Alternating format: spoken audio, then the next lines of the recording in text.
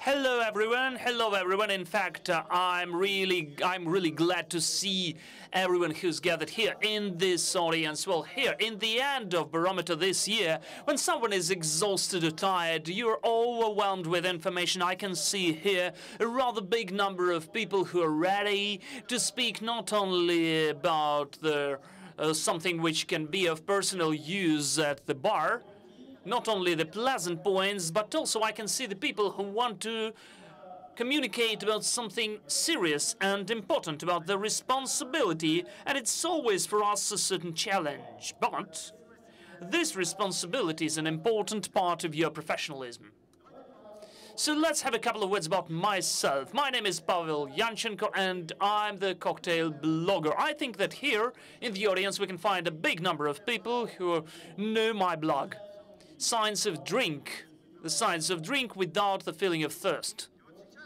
So now I'd like to speak about the thing which made me, the cocktail blogger, come here with this topic, which is a bit non-typical and maybe a bit unexpected for the cocktail blogger, right? I began to write my blog in 2007, and of course, even before my blog, I was rather active consuming alcohol. And even more, my hobby of cocktails and cocktail culture has become an option of the search of a more civilized ways of consumption of alcohol than those which could be offered by our local drink culture. And also, of course, I didn't find those ways instantly. In 2011, at a certain routine medical examining, suddenly I was totally unexpectedly heard the diagnosis of a chronical hepatitis, a chronic toxic damage of my liver as the result of an alcohol abuse. The diagnosis, I would tell you, a bit dramatical as for the cocktail blogger, because this diagnosis witnesses about the only thing. If you don't stop drinking alcohol in 5 years, with a huge likelihood you will have a diagnosis of the liver cirrhosis, which cannot be even close not only to the cocktail blogging, but to your life. And we will speak about those important and interesting topics which allow me, for all those years, to stay with my favorite cocktails and to be with my favorite readers. So let's begin, right? So we're living in the world where in fact you can find the most relevant, the coolest, the most scientifically substantiated information about the huge number of issues. For instance, TED Talks, the best experts and professionals of the world, the scientists who are truthfully telling us about their recent achievements. But to our surprise, when you try to find something similar about the alcohol use, a consumption, you will face a kind of a breach, a kind of a new religion. When, for instance, listening to some speculative arguments, all who drink alcohol die. You don't feel anything wrong, right? You will be persuaded that killing your own flesh and refusing to have any of the earthly goods, you have to live a healthy lifestyle. But I would like to speak to you about a totally different thing, as with the experts. I'd like to give you an info which will become a background, will become a foundation, how to construct the system, how to manage the risks of the development of negative consequences when you consume alcohol, which will be useful personally to you, which would be definitely useful to your guests, and which in fact is needed by our society as a whole. So for our country, the problem of an alcohol abuse is rather relevant. I would even say very relevant. Even in August this year, the highly respected British magazine One Set published one of the recent researchers how much alcohol is consumed by residents of different countries of different sexes. And in this list, the Ukrainian man took the highly esteemed 5th place, and Ukrainian women took the 1st place in the world on the alcohol abuse per capita. Perfect.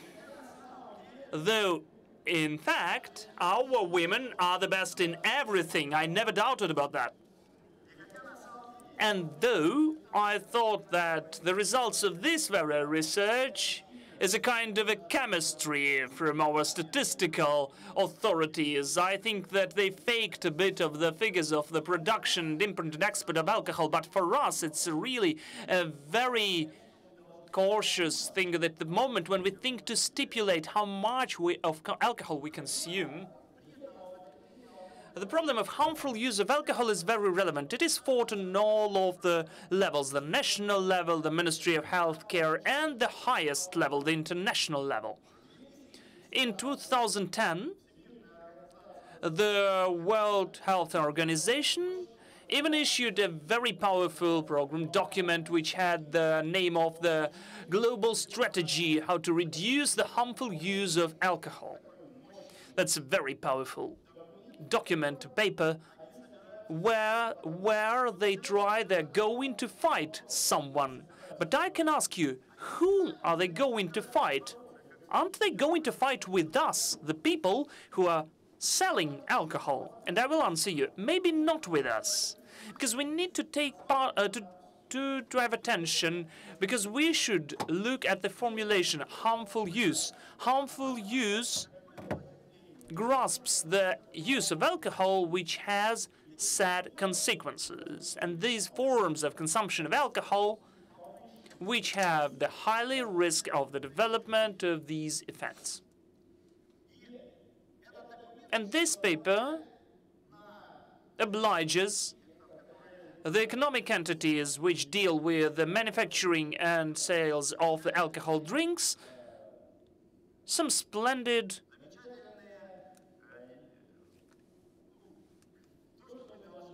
obligations, that we need to help the reduction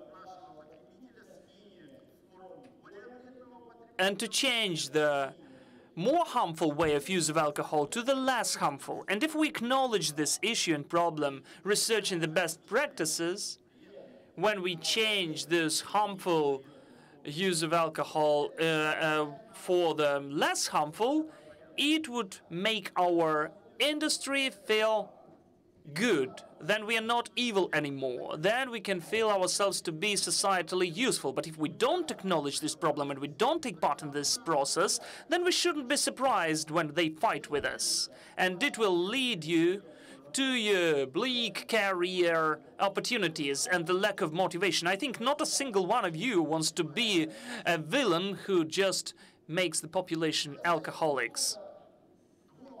For a long time, I thought whether I should even create this event, whether it was needed, whether people want to listen about that. And the last drop of my motivation was this mural by a very well-known street artist, Hamlet Zinkovsky, who has heard about a fortnight ago the online meme about the wall at the Gogol Street 2.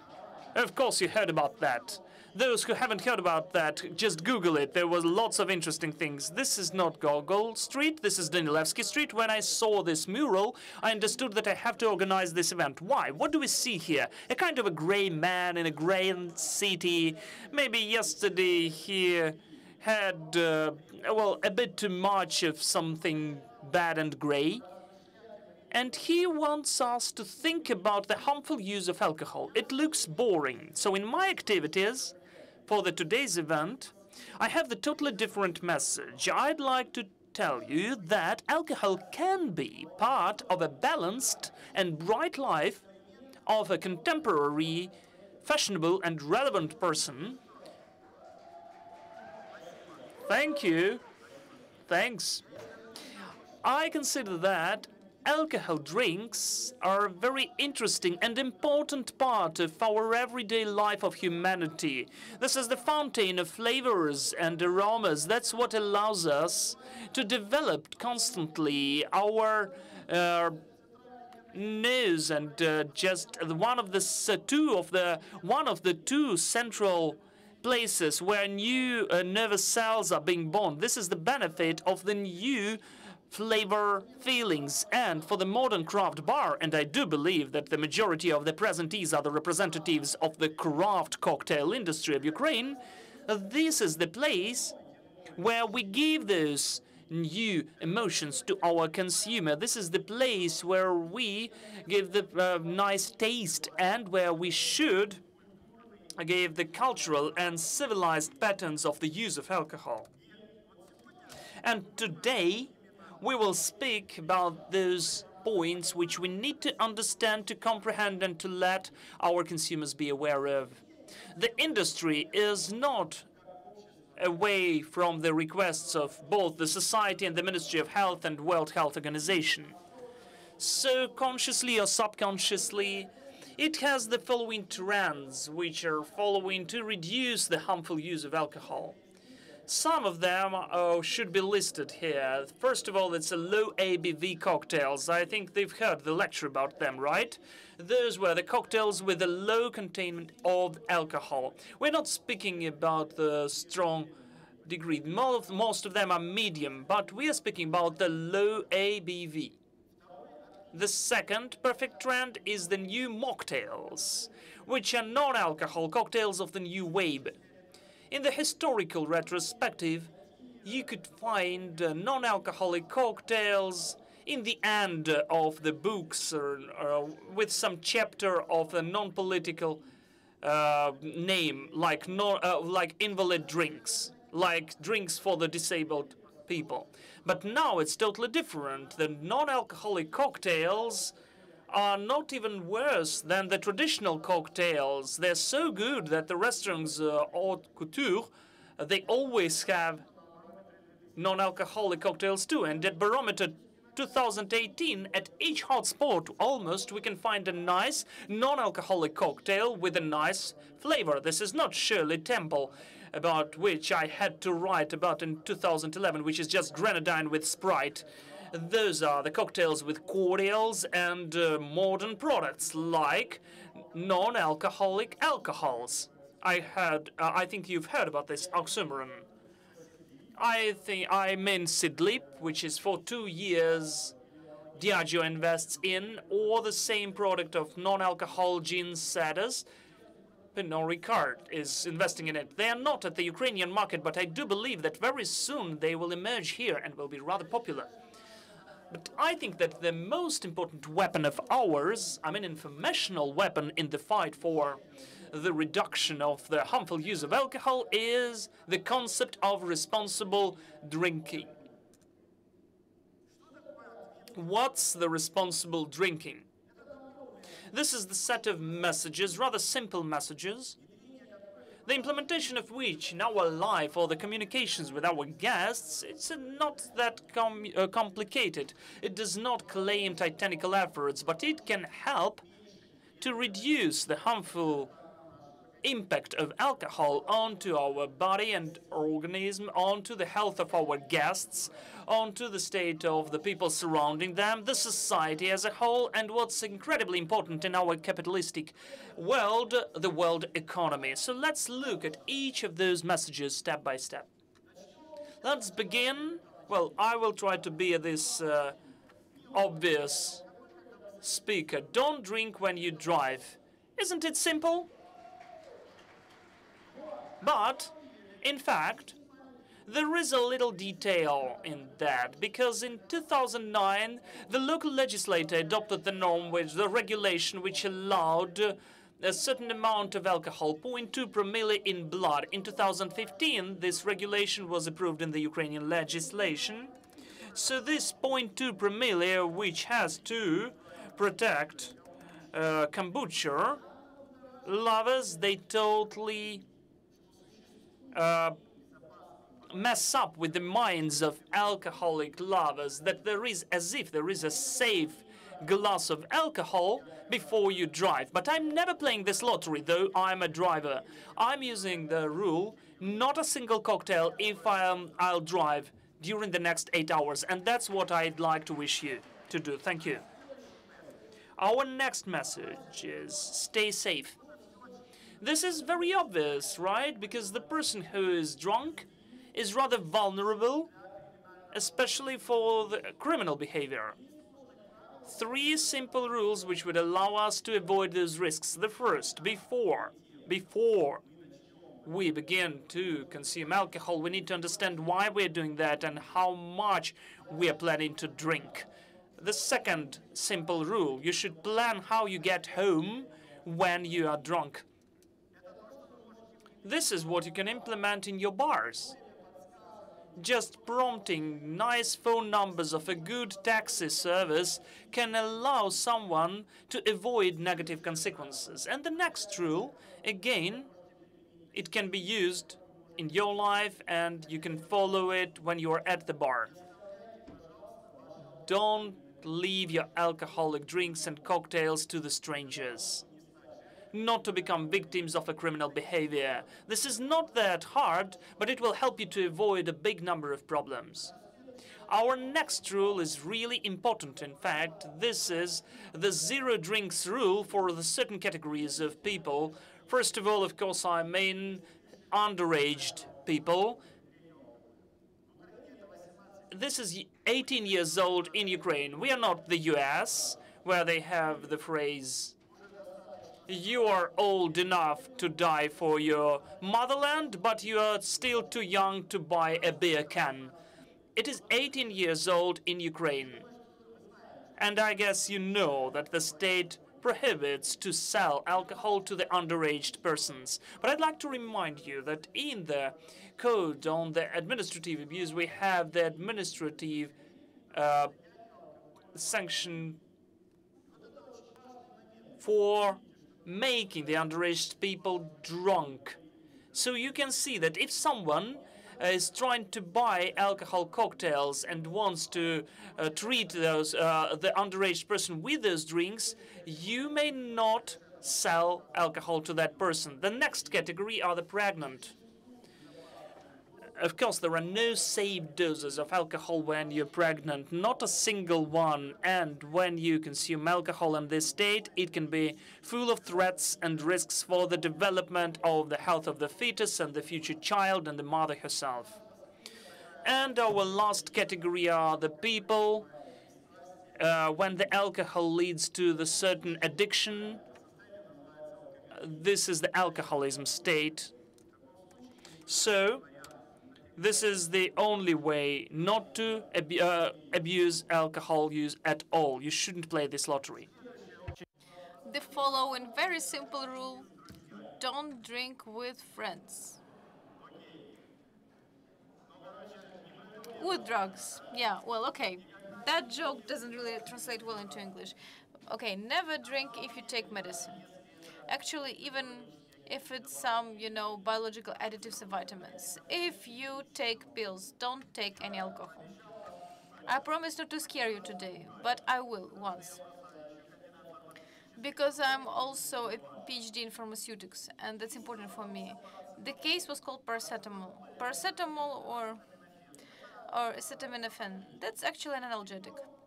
And it was considered totally safe when you take it with alcohol. So safe that therapeutics would even actually tell people to take it when you are hungover. But then after some time, it turned out that it is hepatotoxic with alcohol, like in huge amounts. It is totally safe, but it caused liver failure. If you take one high dose, and normally it is prescribed in high doses, about a gram, if you do it with alcohol, and a person needed liver transplant, just like that. So my advice, never take alcohol with any medicine. The following simple rule here is be a good example when you take alcohol. I have heard it in the industry many times. You should stay a handsome man, especially if minors are looking at you. Always stay a good person when you take alcohol.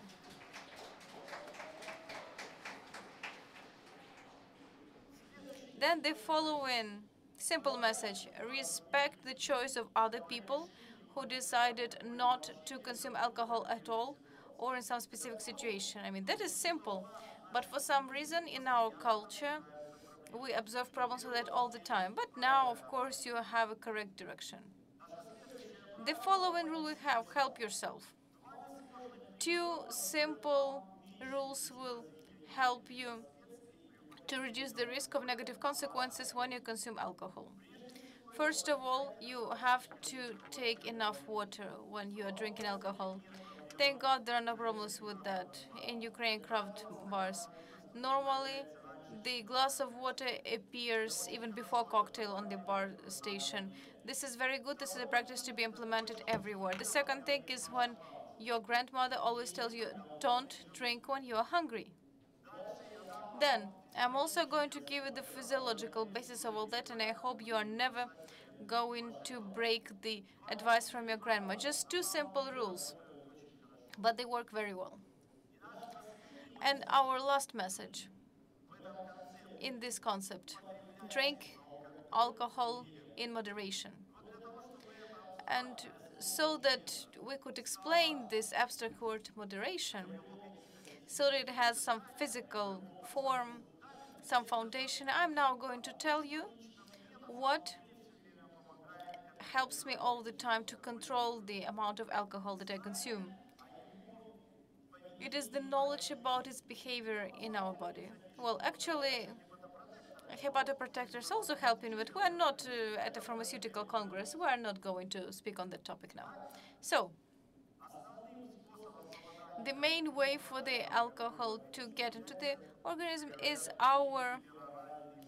the peroral way, so through the mouth and then through the gastrointestinal tract. Actually, there are two less physiological ways, which I also should mention. First, it's inhalation.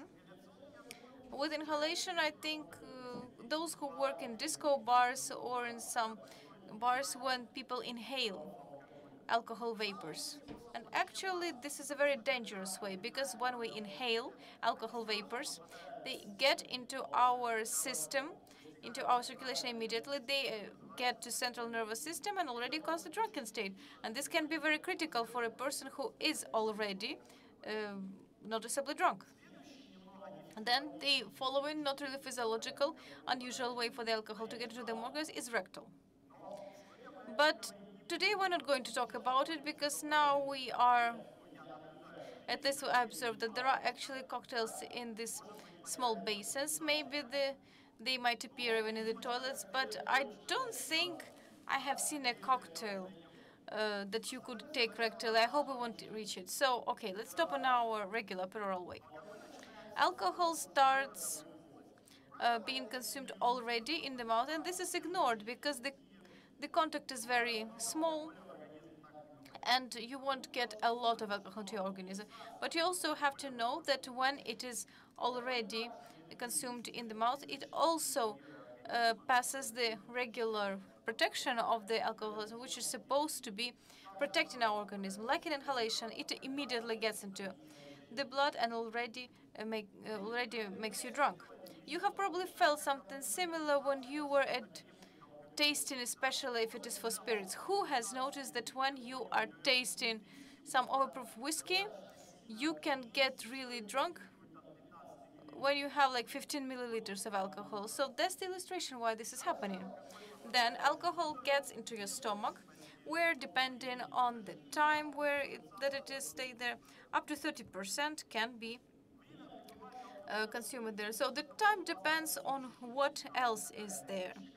If there is any food there which doesn't need any mechanic or physical process, because then it can only be followed like in this kind of humus that's very wet. And actually, if there is something that needs chemical processing, like for example food rich in proteins or something mechanical, like for example something rich in fiber, then alcohol is going to be consumed in the stomach as well. At that, it also passes two filters. First, it would be the walls of the stomach, and second is the liver. So, then in the end, you are not going to be as drunk. The main way where it is consumed is small intestine, where it is consumed almost in full, and also the effect of first pass, and then it gets into the liver, where partially it is filtered. So, how does it behave afterwards? As soon as alcohol has got into our body, then it is already discharged, elimination, as the researchers say, and our whole discharge system participates, but not that much. Two most powerful organs discharging alcohol unchanged are lungs and kidneys, and they can only take out 10%. All the other alcohol is metabolized, so it is chemically processed in the liver. The liver ensures 90% of all metabolism here. And here, it is very important to remember these numbers. Our liver works with constant speed when it processes and digests alcohol. It achieves this speed even if we're going to take very small amounts of alcohol. It is going to work on its maximum immediately and is going to process alcohol with constant speed. On average, this speed is 7 to 12 grams per hour. It doesn't really depend on sex, doesn't really depend on your body mass. It depends a little on the speed your liver works with. And this speed, this is clean ethanol, of course. And this is a very good orientation for you, because that's probably a good idea, that we shouldn't be taking more alcohol than our liver actually processes. Let us remember this number. So let's follow on. Let us see how our liver processes alcohol. Just look at this beautiful scheme here. Actually, this is very beautiful and very powerful proof of the statement that, in spite of all doctors, propaganda people, or teetotalers, or highly moral people, and no matter who created us, was it evolution or God, but most probably we were created with the idea that we will be consuming alcohol because our organism, because in our body there is a special way of metabolizing this substance, and it takes place in the liver. And I wasn't even counting on your applause. I expected to see anything except admiration with the beauty of the scheme. And actually, I prepared a somewhat different slide so that you didn't feel too bored or too scared. This is the same thing, but only in pictograms, in images, for millennials especially, so it's more clear. So the first two reactions are happening in the liver, and they are about the all ethanol which entered our body from the spirits that we have drunk. At the first stage, under the influence of the first magic wand, which is called alcohol dehydrogenase enzyme, turns into acetaldehyde. Unfortunately, it is very reactional. That's why it is toxic for our body. Then, in the liver, this substance is taken by the second magic wand, which is called acetaldehyde dehydrogenase enzyme, and turns into a natural molecule for our mechanism. It's acetaloacetyl K. And this mechanism works when we consume alcohol in moderation. The only problem which is here is that in some people, these two magic wands work with different speed. The first works quickly and the second cannot catch up. So when this reaction is not synchronized, this causes very strong toxic influence of alcohol in our body. The manifestation of such desynchronization is the syndrome when you get very red in the face. And it's not even red in the face. Actually, it is manifested everywhere who has white skin. But it's pathological red color when you have neck or chest or the whole body. If you or your friends have something like that, this is a signal that you have to consume less alcohol, up to zero, because for you, this substance is toxic. And the second, again, very important thing is that this scheme only works when you consume alcohol moderation. If we start drinking more, two non-specific, not such beautiful mechanisms are turned on to actually make it like that. This is oxidizing using cytochrome P450 and catalase way of oxidation. And at these two metabolite ways, which I have just named, there are much more toxic intermediary products formed, the so-called free radicals. And this is one more biochemical argument to consume alcohol in moderation. And just the same, I would also like to turn your attention to our last molecule that our organism makes the whole ethanol to. It's acetyl-CoA. Then it is going to get into a Krebs cycle, and depending on the metabolic state of your body, it is going to be either destroyed up to carbohydrate and water, and then would be used for synthesizing ketone bodies, cholesterol, or fatty acids. But actually, acetyl-K is the molecule which our body disintegrates all the nutrients to, which come there and synthesize from all these mechanisms what they need. And that's why you should understand that for the organism, ethanol is very energy efficient macronutrient. These are calories that we receive. Plus, alcohol has a lot of calories, 700 calories per 100 grams of ethanol. Just to compare, 100 grams of fat would be 900 calories, and 100 grams of sugar. Everybody who keeps weight is just 400 kilocalories, and here it's 700. And these 700 kilocalories have this small feature. When our organism metabolites alcohol, for us these calories are in the priority. We live, we breathe, our heart beats on them. And everything that we're going to eat with the alcohol is actually going to be stored by our organism. And of course, when in the form of fat and also using biochemical laws, it's going to be in the most inconvenient spots for us, your sides, or, well, you know where the fat lands on your body. And that's something we shouldn't be forgetting about. Then, biochemical important detail. Our organism is much more efficient in metabolizing alcohol in fat state than in fasted state. Fat state actually emerges when we take food and it continues for 2 or 3 hours while our body works and processes on the nutrients. And in this fat state, this is how we achieve this speed, 7 to 12 grams per hour, because our body processes everything smoothly, efficiently. All the enzyme systems are in place, all the enzymes are synthesized, and everything is working to turn on our biochemical factory, the liver, and then to process it. In hungry state, everything is totally different. We don't have a part of the enzymes. Everything works in leaps and bounds, and our alcohol actually damages our body much more. And here, I think many of you saw a sign.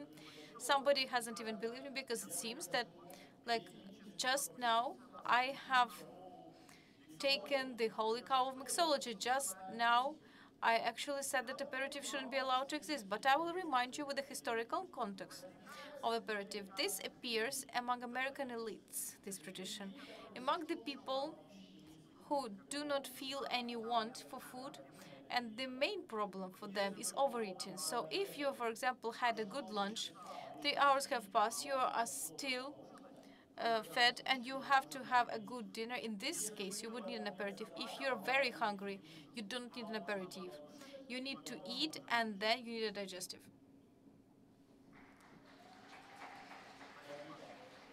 Thanks. And now we are going to move to filling our understanding of moderate consumption. To do this, we are going to take several recommendations from different ministries of healthcare, and let's start from Ukraine. In 2017, Ukraine finally adopted the recommendations how much we should consume in alcohol. They are trying to communicate 2 main messages. The first one: do not consume alcohol at all, because the safe dose is unknown or is non-existent. But actually, we cannot even say it differently because it is indecent. Our choice to consume alcohol is always a choice based on some emotional things. to get some experience or something, but not on some benefits. And the second thing, they recommend to consume, to those who actually made a choice towards alcohol, not more than 2 standard portions for men and 1 standard portion for a woman. 1 standard portion, it is 30 milliliters of a 40-degree spirit, 100 milliliters of wine, or 300 milliliters of beer. In a curious way, our Minister of Healthcare forgot to say during which period we should not exceed this dose. Maybe it is meant that it is a day, or maybe an hour, or life at all. And I can tell you that this is very conservative. If you look, it's 2 standard portions, this 60 milliliters of a 40-degree alcohol, and 1 our favorite old-fashioned made on overproof bourbon. That's already more. And that's conservative, and I won't be able to follow that. And that's why I prepared other recommendations for you as well.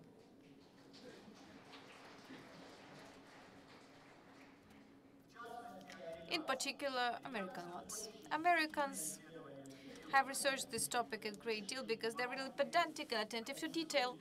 They describe everything. And here they give recommendations to their population. They do not recommend to exceed 2 drinks a day and 14 drinks a week. That is, here it's all already clear. For women and men over 65, it's 1 drink a day and 7 drinks a week. Plus, their drink, the standard portion is bigger. That's 1.5 ounce of 44 milliliters of 40-degree strip spirit. It's a glass of wine or a small bottle of beer. So what is especially interesting is that Americans determine as binged in drinking. This is actually something where it is too much. And here we start not consuming cocktails, but actually binge drinking. This is when you consume more within the 2 hours. 5 or more drinks for a man, 4 drinks or more for a woman. If we count in cocktails, our regular old-fashioned or extra dry martini, in American units, that's about 1.5 or 1.6 drinks. If you drink more than 3 cocktails in an evening like that, our pleasant pastime transforms into obsessive drinking. So this is a good way for you. And the last ones that I wanted to tell you about, these are the British. In the UK, they have very conservative norms, which still match the latest research in this field. In April 2018, Lancet, a very respected medical publication I have already mentioned, published freshest research about the influence of alcohol on longevity. And it turned out that when you consume alcohol up to 100 grams a week, I mean clear ethanol, the longevity of those who don't drink at all doesn't really change. But when you consume between 100 and 200 grams, this decreases by 1 to 2 years. When you exceed 350 grams a week, the longevity actually decreases very strongly, up to 5 years. And as you know, that there are a lot of people who drink and alcohol doesn't work for them. This means that for a certain person, this is a dramatic reduction in longevity, in expected longevity. So it has been implemented into the legislation of the UK. They recommend to have 14 units a week. Their unit is the smallest, 25 milliliters of 40 ABV alcohol, or the same amount of wine, the equal amount of wine or beer. And look, pay attention, they recommend the equal amount of alcohol both for men and women. In fact, it's the right thing to do, because both the male and female organism metabolizes alcohol, in fact, totally similarly. We know that women are getting drunk a bit quicker, but it's not because of metabolism. It's connected with because our alcohol in the organism is distributed only in the water, and the physiological content of fat in the female organism is not that big. So there is the higher concentration, they are getting drunk quicker, but metabolism has the same speed both for men and women. This is a very conservative recommendation, but at least it has a certain ghostly limits of alcohol use. And also, I'd like to give you this important formula, which will allow you to recalculate and re-estimate the amount of alcohol in your cocktails. We should begin that we are working with rather substantial percent to get the mass. We need such a unit as the density of absolute ethanol, which is 0.789 grams per milliliter. So having calculated the amount of alcohol, you are getting your consumer a very interesting game. The understanding how much he or she consumes. You can then recalculate that into drinks, standard doses of portions, and so on. Calories, but it seems to me like calories, but it can be even more interesting. And all those moderate things can be communicated in a much more interesting way than I have done it, maybe. Because in martini culture, there is a perfect mnemonic rule, which is becoming obsolete rather quickly because of certain tendencies, but I will demonstrate it to you. How many cocktails can be consumed an evening? The rule of a female breast: 1 is not enough, 3 is too much, and 2 is totally okay. Дальше я хотел бы поговорить.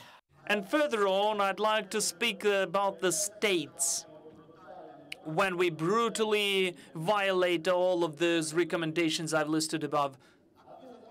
One of the most dangerous states you can face, including the work behind the bar, when, for instance, the client is totally wasted, is the alcohol acute poisoning.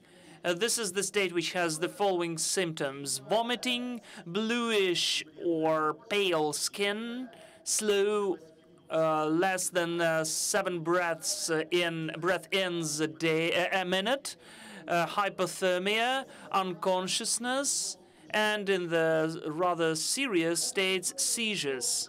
So let's look what should be done in this situation. You do understand, in these situations you're becoming a paramedic, because sometimes life depends on you, the life of your not that clever guest, like this one who already abused some tequila use. First of all, I'd like to focus upon what shouldn't be done, but what is mostly done when there is an alcohol acute poisoning. So first of all and foremost, you shouldn't give coffee to this person, because it only strengthens this driving pathogenetic power of acute alcohol poisoning as dehydration. And even the small change of the water-salty balance can be really hard for the central nervous system. You shouldn't take this person under the cold shower. Moreover, you shouldn't be in the vertical position, because you can just fall and kill yourself.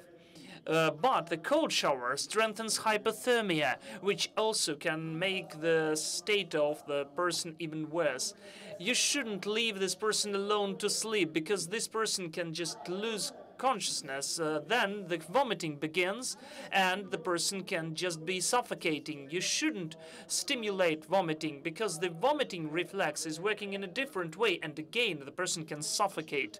And you shouldn't in any case give more alcohol to this person.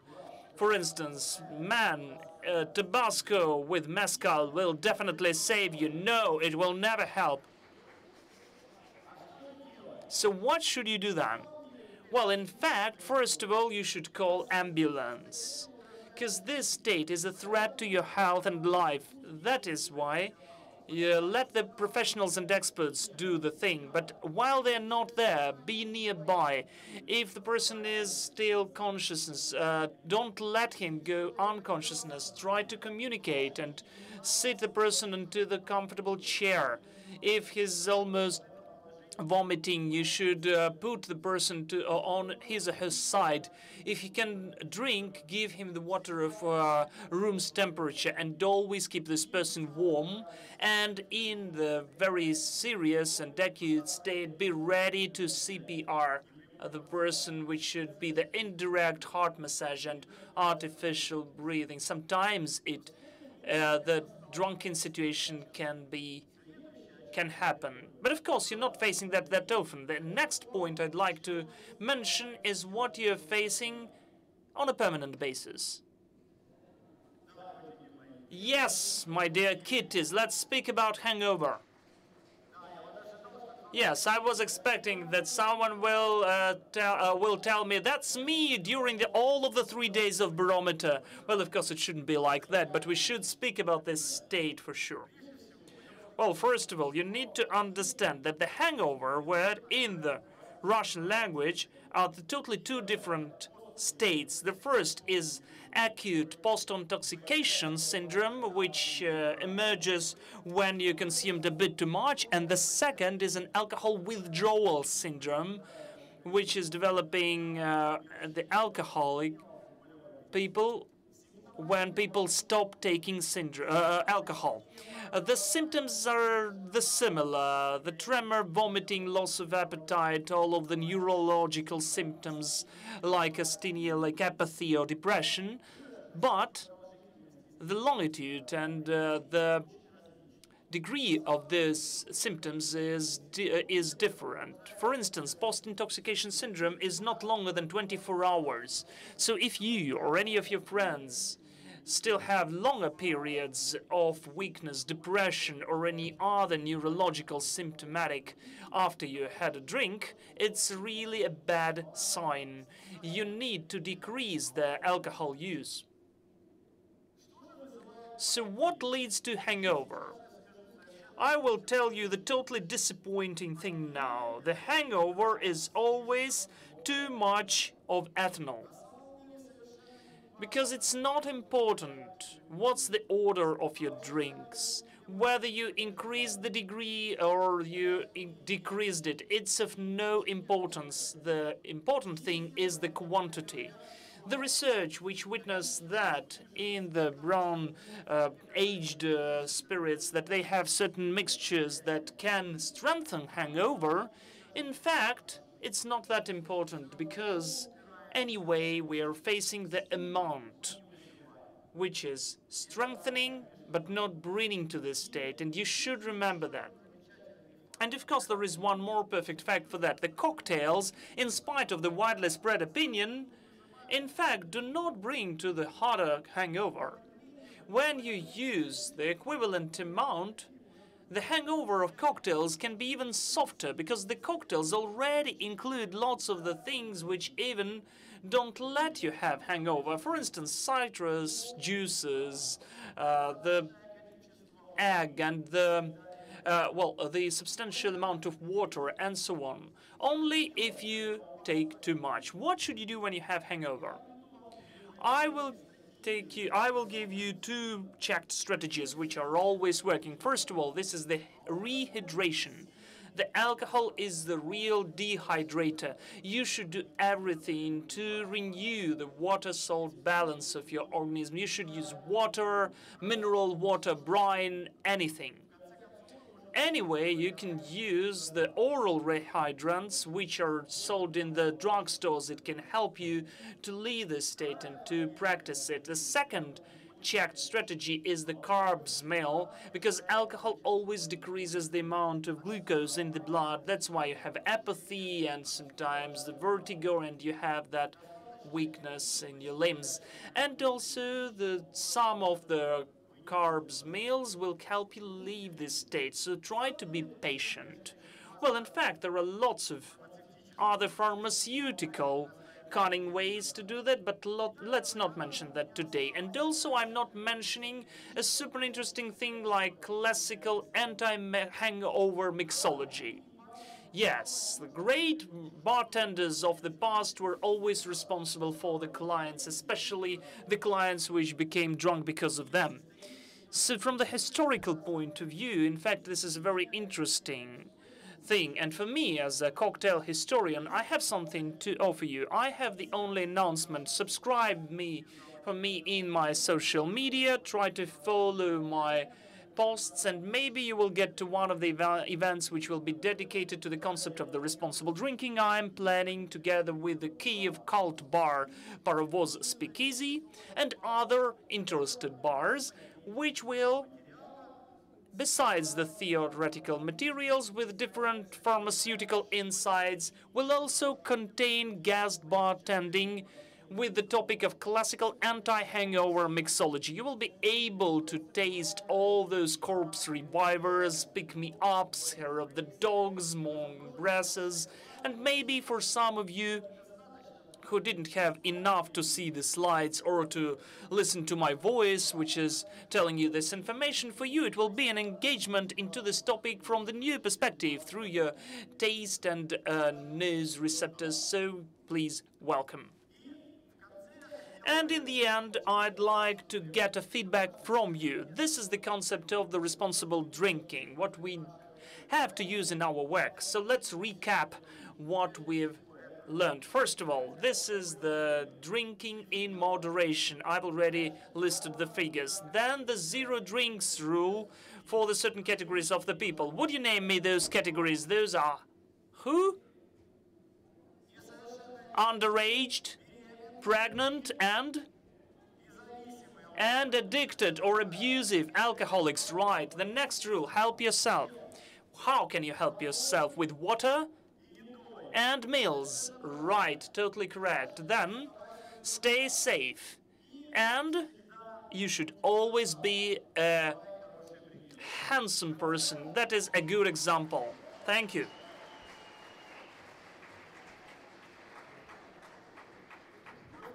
And in the end, I'd like to mention one more motivation thing, a rule, which we should follow in our work when we both consume someone's product and when we give it to our consumer. I just saw it at one of the respected producer of alcohol, who is anonymous today, unfortunately. So, it is said, our products are made with love and care. So please, they should be enjoyed also with love and care. This is just the respect towards us, our work, right?